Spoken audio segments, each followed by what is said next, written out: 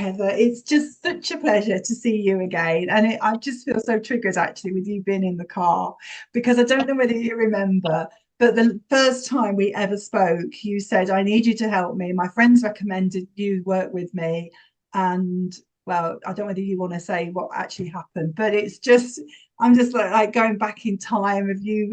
It's quite surreal. Well, I think your rendition and memory of it is probably better than mine, honestly, because there's a lot that has fallen out of my memory bank. Because you telling me that I sat in the car the first time I talked to you, I didn't remember that. Okay. Yeah, I well, you forget sat a in lot the of car and information. you said, I'm your last ditch attempt, because if I can't help you, you're checking out Mm. of life we're talking about. And so that felt quite heavy, to be honest. So Yeah. seeing you sat there, I was just like, oh my goodness. But you were smiling, and that wasn't what you were doing when you were crying a lot, and we had a long conversation, and your friend recommended that I work with you. And I'm thinking, can I really do this? You're in America, I'm in England. I can't come around your house and make sure you're okay. Oh my goodness. But I knew that my method worked, and I knew that I could give you that safe space that you needed. And I knew, I'm all about being non-judgmental. So it didn't matter what you came up with, I was going to hold that space for you so that you felt seen, heard, validated, and that all your emotions were allowed to come out, and then you could see the real truth, because that's what I'm all about, is saying, so that the trauma that you've gone through makes you feel shit about yourself, doesn't it?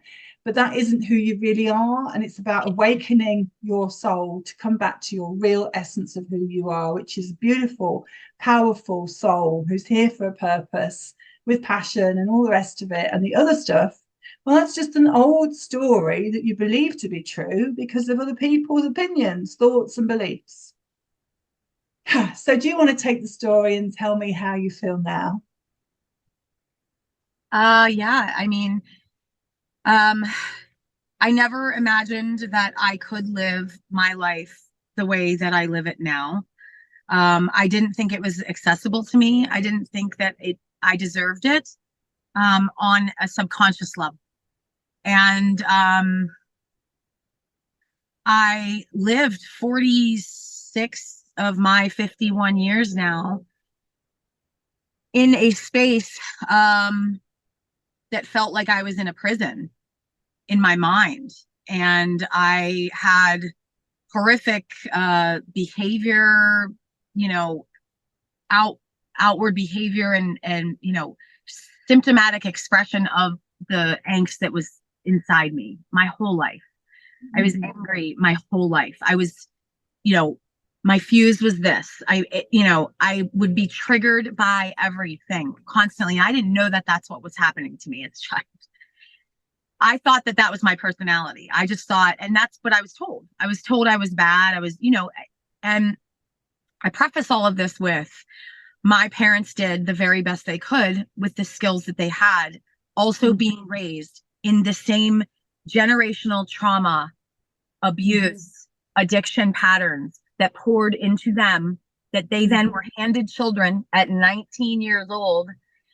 And I don't have ill will or blame or um, anything but radical forgiveness for both of them, because I know the truth is that they did the best they could.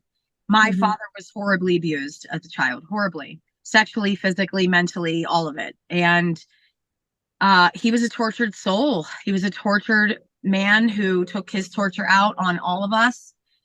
And he never was able to stop doing that to me. So I finally decided, just at the age of 46, to end the relationship with him, having been, in a situation to forgive him over and over and over and over and over again my entire life for his behavior towards me and his abuse. I mean, he was absolutely horribly abusive, verbally, mentally, emotionally, even sexually. And, there was a lot of darkness in my life. And I started drinking when I was, 18 years old. My best friend moved away, and my girlfriends showed up at my house. They're like, come with me, you're going to a party. And that was my very first drink. And I forgot that first drink for my entire life until the most recent years. Now I remember it was a wine cooler or it was a Coors Light. So I don't know, which makes me want to throw up and vomit just saying those words. But I remember the feeling of what happened when I had that drink. And that feeling was the complete release of my anxiety, which I didn't even know was anxiety, my depression in the moment. Everything was great, happy, fun. I was the party fun girl. Every picture of me is with a drink and a smile, you know, life was great. I was laughing. All was great. Then I became a mother and I kept drinking functionally. I blended in with all the moms who whined.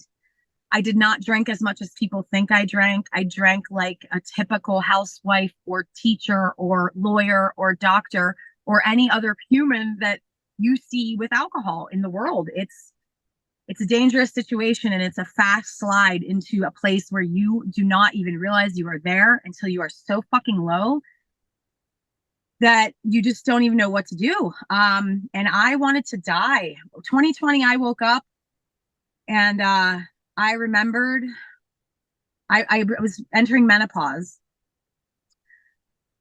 And I'm getting hot right now just talking about this. Mm. Isn't that funny? My body's reacting to me just speaking about it, which is something I've become, you know, very highly aware of. Anyway, so 2020 was giving my daughter a bath. She was 7 years old. And I remember floating up over top of myself and I started to see her and myself. And I literally remember thinking in my mind, I was kind of communicating with myself inside my mind saying, this is a panic attack. This is why people call 911. And you have to get on the ground, put your head on the ground. I had been doing yoga for 3 years at that time. Mm-hmm. So I intuitively knew that if I would get down in a child's pose and touch my head to the ground, my daughter came and did it with me. And it took me an hour to come out of a panic attack. And then the floodgates just started opening and I just started having panic attack after panic attack after panic attack. I wanted to die. I wanted to hang myself from my shower. I pictured doing it many times. I took knives while no one saw and pretended to slice my wrist. I did not want to be alive any longer. I did not want to live with what I lived with inside my mind anymore. And I had a 7-year-old who I was breaking fucking patterns for, who for 7 years I suppressed my shit for her.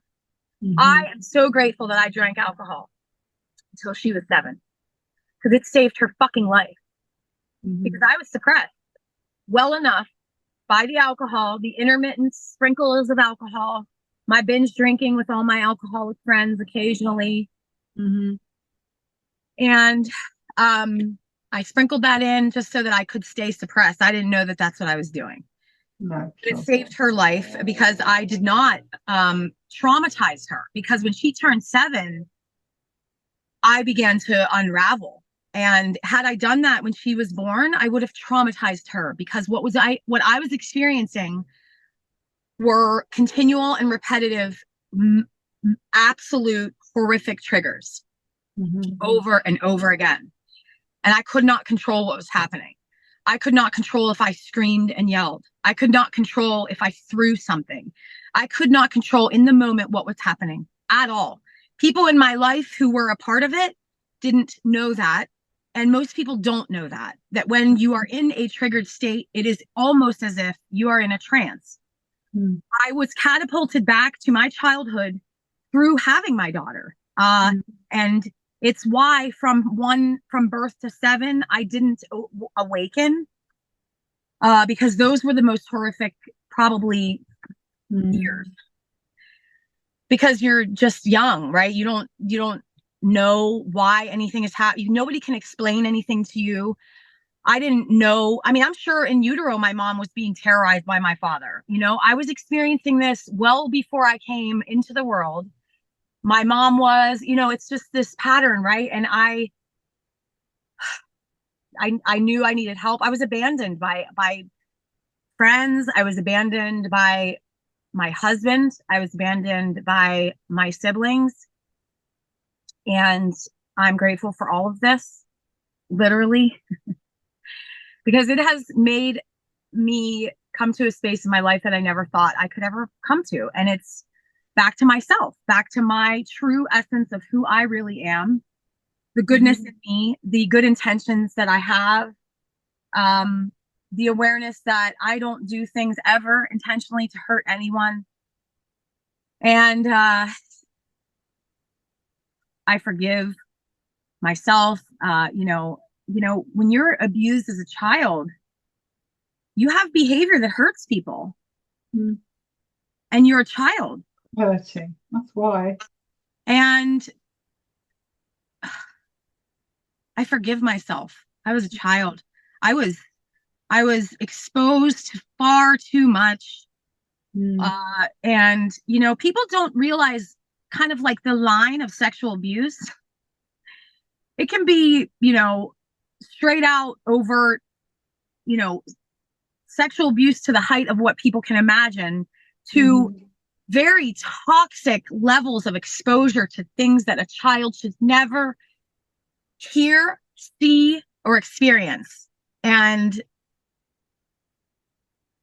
this is why I ended up in the position that I was in, with sickness all the time, constantly getting sick, autoimmune flare, diagnosed pretty much as having arthritis. And I was in pain all the time, and I hardly slept. I never slept. That was one of the biggest problems, and why I started plant medicine was I could not sleep, and I could not keep going if I was not sleeping. And I probably didn't have REM sleep for 20 years. It was horrific. And I finally started sleeping, and then I think at that point was continued suicidal ideations, struggles with even plant medicine addiction. I was, basically taking enough to knock myself in the next week. I was totally dysfunctional with it in the beginning because I was still just trying to numb. And but then got control of that, and it has just been a roller coaster. But then when I did energetic work, I did Reiki, I did somatic coaching, I did an energy clearing, I did yoga, meditation, breath work. I was in a spiritual group with a wonderful group of women who we kind of got to connect with our own intuition that we've basically been brainwashed to leave behind and forget our entire lives because it knows too much. Yeah. Anyway, so go ahead. I was going to say, so then we worked together. Yep. And I didn't believe it was going to work. I did not think that it would affect me in the way that it did. But I started sleeping, like literally within the first, I think, night. I believe it was the first night that I did the hypnosis. It was like a pre-thing. You did like a pre. Oh, yeah. Your success. Yes. And then that night I slept really a lot better. And then we actually met. I think we met 3 or 4 times. 4, yeah. And then I got a recording. 4 sessions. Yeah, 4 sessions. I got a recording, which I still rely on to this day. And I think it's been, 2.5 years? I don't know. Yeah. And I still sometimes will use it if I'm in a slump, and I'll use it, and it'll kind of like, oh, I'll sleep really good. And so it changed. Not only that, I stopped, my suicidal ideations just continued to drop. I would have triggered moments where absolutely they would represent themselves. It has been a journey. It has been a process, but the massive quantity of change in such a short period of time that allowed me to keep trudging through and have the strength to go through those triggers, experience those triggers continuously, but albeit they were fewer and further between. It just continued to progress and improve after every single week of my life. I mean, from the moment I got hypnotherapy. So it saved my life. It saved my life. I don't think I could have continued in the state I was in. How could I? How could I? It was not living. I was not living. Wow. Yeah. So. Wow. And it did feel heavy. I can't lie when you came to me and said, I'm checking out if you don't do it, if you can't fix me. And I'm like, ooh, okay. But, look at you now. Look at you now. And I'm glad, of course, I would say yes. Of course, to anybody, I wouldn't turn you away. But the heaviness of, oh, can I actually help you? But look at you, and it's just I knew I can. My method works. I am compassionate, and I'm that non-judgmental space for you. But there's just that my head going, oh my God, this is big. This is really big. But look at you, you're testament to the fact that 4 sessions, and it's just incredible. And not only that, but you're now a Reiki master, and you also hypnotherapy. I'm not a master. I'm level 1 Reiki. Level 1 Reiki practitioner. I can't give myself that much credit yet, but okay. Well, okay. Well, you trained in Reiki, and you are also a hypnotherapist. Yes. Why are you trained in hypnotherapy? Because I want people to experience what I did. Why would I? Because it works, right? Right. I can't imagine not sharing what I have learned in all the areas that are important in life in order to heal all those branches. Subconscious mind is one of the most important areas, because if you have heard before, the subconscious mind controls 97% of our thought patterns. And if you are raised in abuse, neglect, or abandonment, or any of the things that cause people to struggle in life, your brain is on a it's like a skipping record. It just keeps replaying the same story to you over and over again, that you're not good enough, you're not smart enough, you're stupid, you ruin everything. You keep doing that because your subconscious brain is that powerful. But hypnotherapy is how you address the subconscious mind. And it's not standing around clucking like a chicken, which we've been brainwashed to believe. Yes. No, it's not any of that. It is natural state of relaxation that we go in and out of or many times a day. It's a daydreaming state that we experience all the time. It's driving across a town when we're not paying attention, and that's when you're in a state of hypnosis. It's reading a book and not noticing the time. It's being in a movie, watching a movie, and you're emotionally invested in the characters, and you're laughing and crying when they do. That's what hypnosis is. And it's a natural state. And by being in that, you're in your subconscious mind. And the thing is, we think about changing our mobile phones all the time, once, twice, every 3 years or so. But how often do we do that and change our subconscious thought patterns? Because they're not even our thoughts. We've been programmed by other people around us, and that said that we were stupid, or with this or that, or we never amount to anything, or there's some good stuff in there as well, potentially, but there's also a lot of negative stuff, and that negative voice is not yours. It is pre-programmed from way back when, usually between the ages of 0 to 7.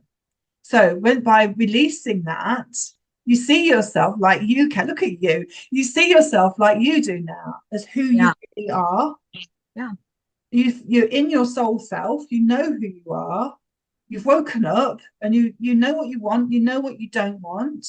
Yes, sometimes we still get triggered, of course, because we're human, we're having this human experience. But we also now have the tools to be aware of what we're doing. Oh, this is interesting. What's this reminding me of? Oh, I felt abandoned when I was maybe 5, 6, 7, and this is making me feel abandoned again. Well, I'm not abandoned, because I'm looking after myself now. I'm an adult and I can take care of myself. And it's when you've got that self-awareness, and you're able to analyze yourself, and when you've got ailments as well in your body, pains and symptoms, and you can go, oh, that's interesting, why have I got neck pain? Right. I'm not seeing things in different directions. It's just your body speaking to you. And when you know that, it's a different way of living, isn't it?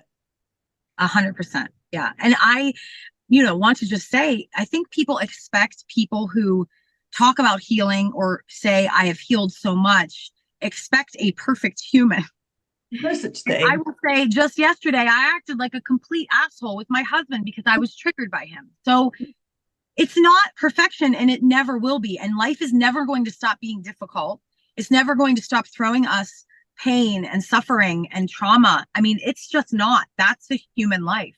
But I want to live as much as possible in a space that I'm in the present moment. I'm not living in the future fearful, and I'm not living in the past in shame and regret and guilt. I don't want, those are lack spaces. That's low energy. I don't want to be a part of that anymore because that just takes me, it continues to keep us where what you're thinking is where you're at. Usually what happens is it kind of reflects each other. And so if you can get yourself to the space where you eventually believe that you deserve all the good things because you simply exist, which is true for everyone. Absolutely. Absolutely. That's what I say. The universe is made of love. It just pretends to be made of matter.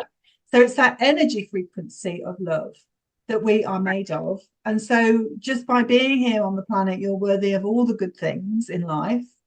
Yep.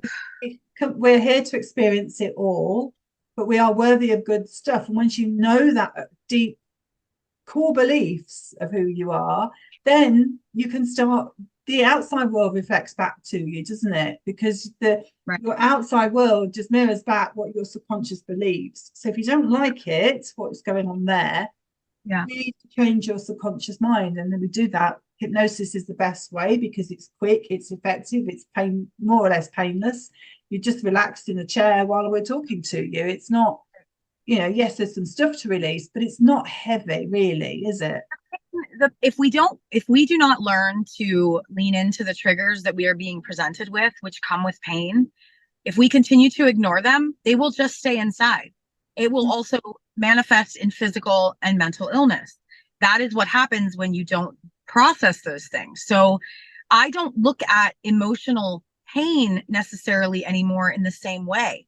For example, this morning, knowing that I needed to cry after a yoga class because I thought about something and it brought so much emotion up. So I just let myself cry. I look at it, it's a release now that is bringing me more joy and peace if I actually just move through it instead of trying to go around it and circumvent the pain. The pain is where you need to be in order to go up.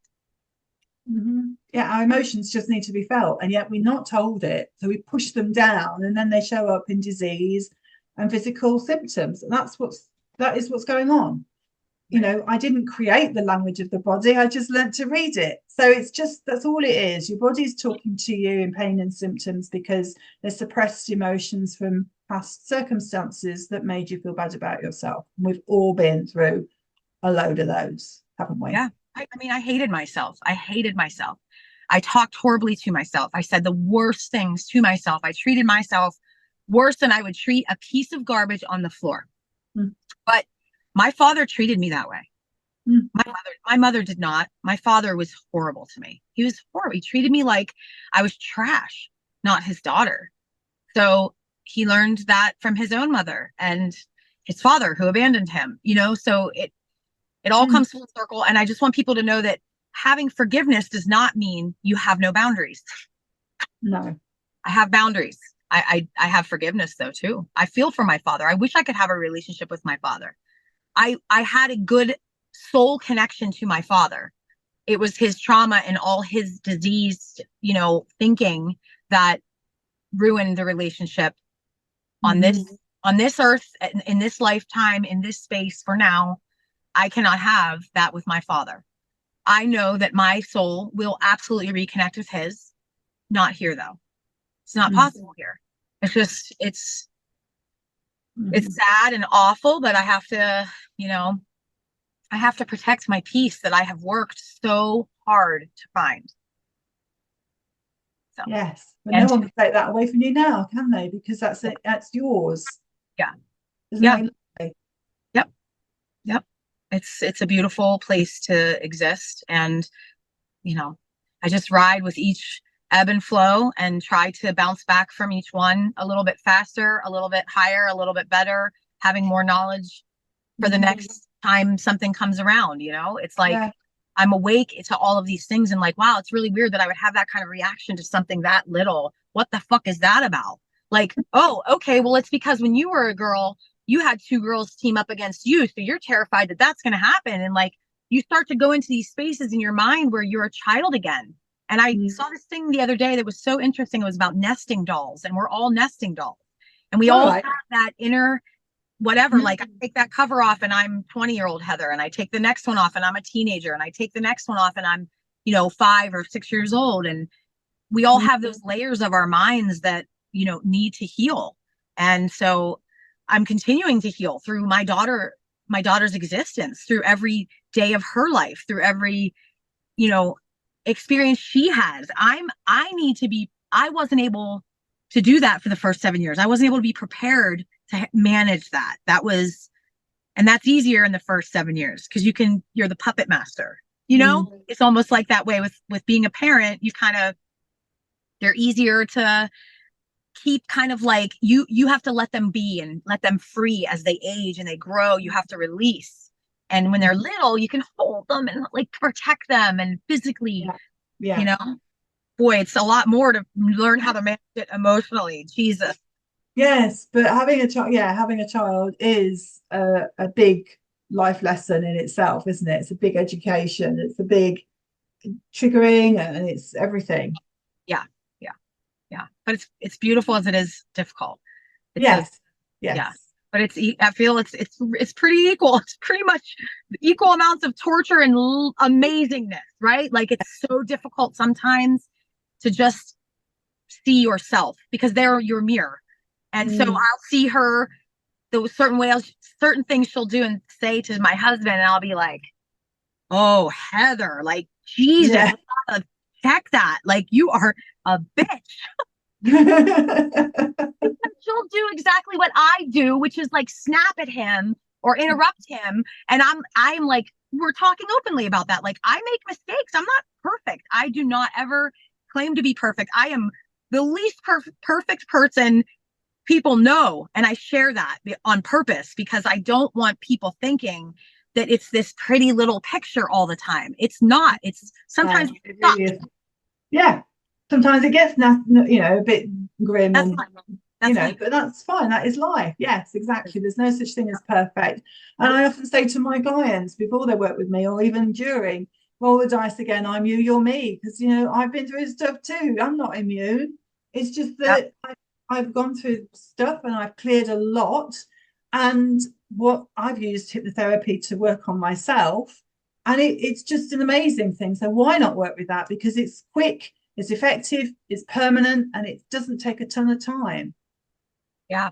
I would say that if I had any advice for anyone, it would be to be sure to address the subconscious mind, address the energetic body, address the chemicals that are coming into your body, the physical body, address, your diet, address your spiritual wellness, your connection to yourself, your intuition. All of these things are of vital importance. However, I know that if I had not had hypnotherapy, I don't think that I could have as efficiently done all the rest.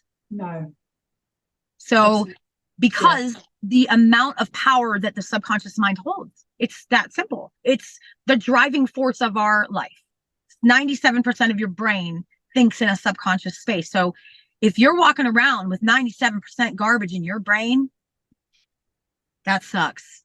It does, yes. I had 97% trash in my head, talking to myself, saying shit to myself, hating myself, looking at myself in the mirror, and literally just spewing venom and anger and hatred towards myself. For my whole life, I did that. It's so good that we work together, because you'd have had physical diseases carrying that on. I already was starting. I was already teetering. I was 60 pounds overweight twice in my life. I was a food addict. I smoked cigarettes. I was, and I don't judge any of this stuff. I know that all of it worked to keep me suppressed. So I don't judge people. I don't judge drug addicts. I don't judge alcoholics.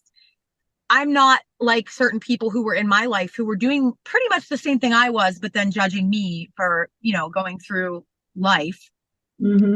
I don't judge. I really don't. I come from a place of such empathy because I see why people do it. It Yes. works. It works, but it's no way to live long term, and it will absolutely kill you. It will absolutely kill you. And it's not a matter of some people it will kill. It will kill everyone, because if you do not tend to your emotional wellness, your subconscious brain wellness, your all of those things are vital to living longer, to being healthier, to being happier, to being more at peace, to not having anxiety and depression and OCD and ADHD. And all of these things are just functioning, adapting things that we do as humans in order to get through the problem, right? We adopt these things that we're like, okay, if I control everything, then this won't be so bad. And then I start to think that I have to do that because my brain found ease in that control. It's all related to our emotional, load and what we have not processed. And so I just feel free, and I'm so grateful for you. I'm so grateful for all the amazing people who I was able to work with in order to come together to be able to process all of this and have this conversation and be sitting here able to say, I'm back to work. I'm back to my career that I had for 20 years that I had to leave because I was so mentally incapacitated that I couldn't work any longer. It just took me out. I couldn't do anything. It was awful. And I'm in a very different space. And had I known that I could invest what I had to invest in my life to get to this place, and somebody would have told me this 25 years ago, I wish I had had the gift. And so now this is why I'm doing what I'm doing, because I can give people that gift.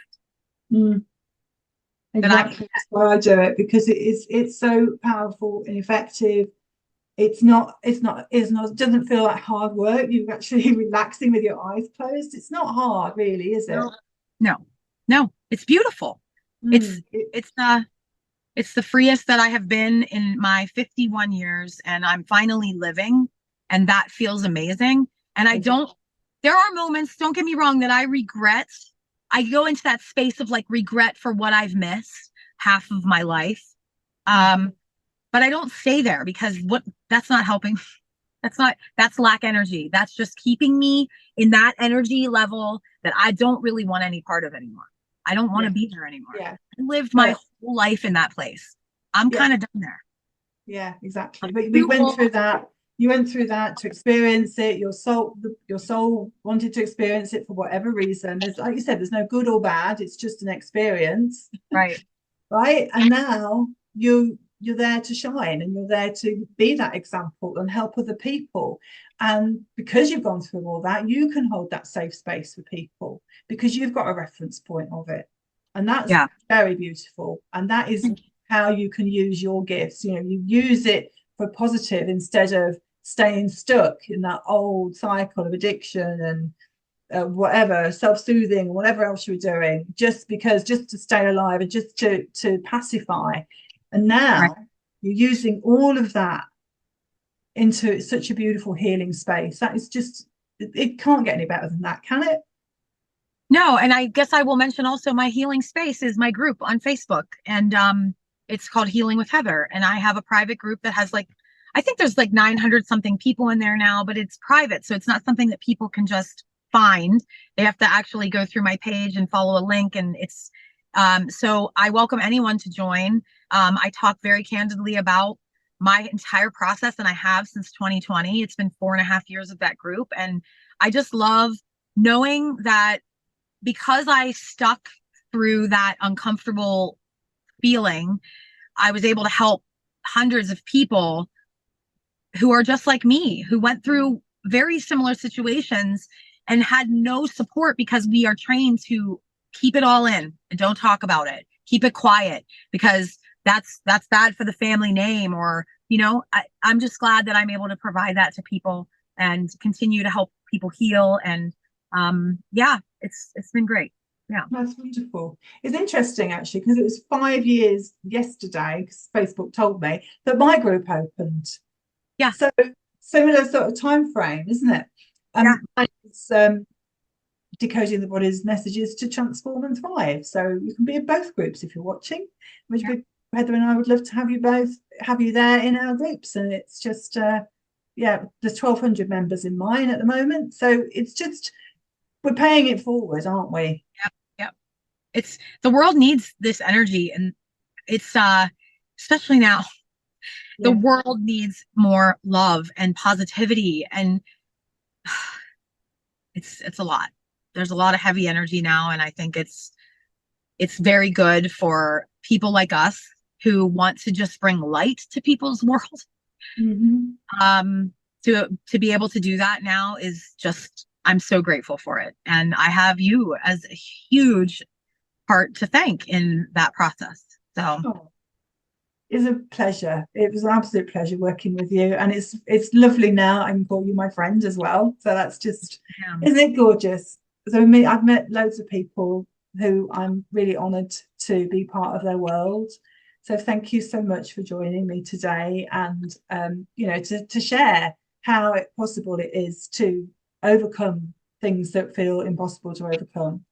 Yes, I believe everyone can heal. I truly do believe that. I don't care what they're telling you. I don't care what you're carrying around in the way of a diagnosis or life sentence of any condition. There is a root to all of that.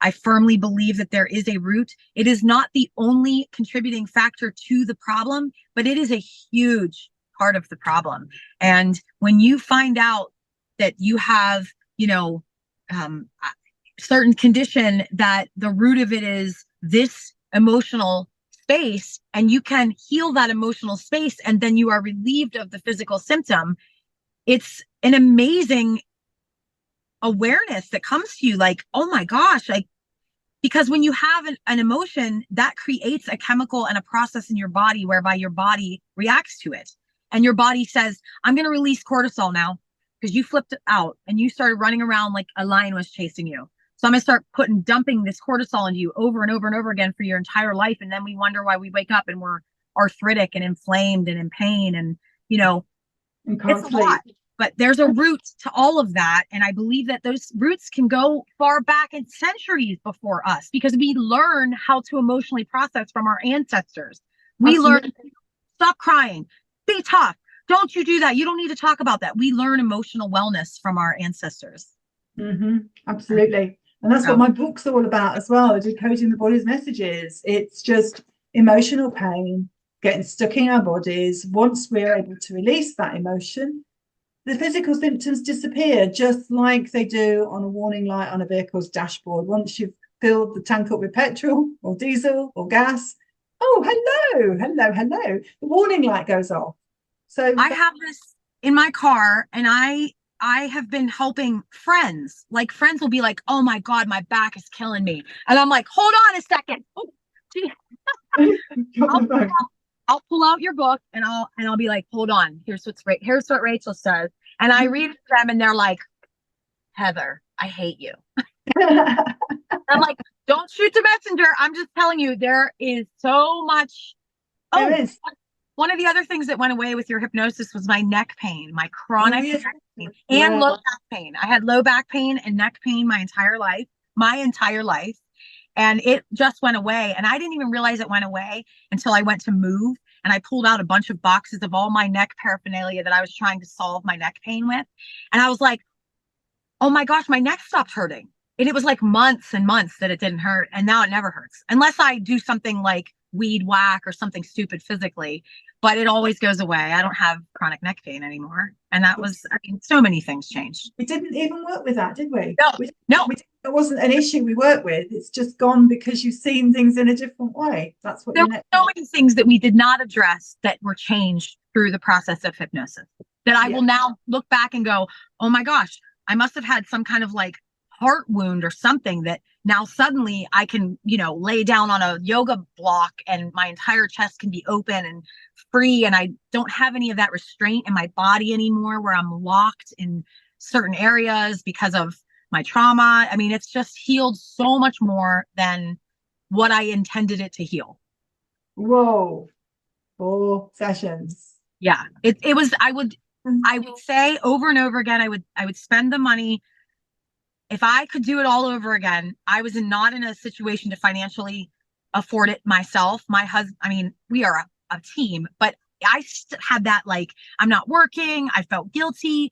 You know, he, God love him, poured as much as I asked into my wellness and my healing because he wanted me to get better. He wanted that for me in the worst way, even though he didn't handle it in the greatest way, but he wanted that. But I was so grateful to be able to do it. And I would do it again in a heartbeat. I would not balk at the investment in yourself. And we go and spend, I spend $7 a day on a coffee. And what I spent with you was money that I don't have to keep spending. Whereas when we're sick, we're constantly getting sick. We're constantly needing to spend money on trying to get well instead of spending a really good investment on yourself to get well and to stay well and to then be able to live your life in a way that doesn't require you to spend any more money necessarily on your healing. So I would do it all over again. I don't want to go through it again. I don't want to go back ever. I will with you again for sure, but no, you don't need to. That's the thing. But if I had to go back and do it all over again, I would definitely not change you being one of the greatest parts of my journey. Oh, thank you. Thank you. That means so much. Thank you. And it's so wonderful that you chose to sit in your car because it's still looking at you. It's just so like, oh my God. I wish you had a picture or something. Oh my goodness. I don't remember what car it was, but I do remember you sat there at the side of the road and just go, you are my last ditch attempt. That's what you said. I wish I could remember where I was because now I'm starting to kind of remember, but it's not. If I think about it, I can pull it. That's something that's definitely also changed for me is my memories. My memories have started to come back of things that happened long time ago that I never even thought I could remember because your memory really doesn't ever go away. It's just you lock it and you put it. Your mind's going, oh, we don't want to think that, and it sort of draws a veil across it. Right. So you haven't got a poor memory at all. It's just it's a safety mechanism that your mind creates. 100%. I was afraid to remember, but now I welcome any memories because I know I'm safe now and I know I'm not in that space anymore. It's just the memory of it. And so that has come back as well through, I'm sure, improved REM sleep. I mean, that's the whole purpose of REM sleep, right? Is to preserve and store your memory properly so that you can, sleep and your brain can continue to, sustain and all of it, all good stuff. It is all good stuff. Thank you so much for joining me today. It's been an absolute pleasure to catch up with you and just wish you all the best for the next journey that you're on, and just stay in touch because I do consider you a friend now. It's lovely. Likewise. Thank you. Thank you.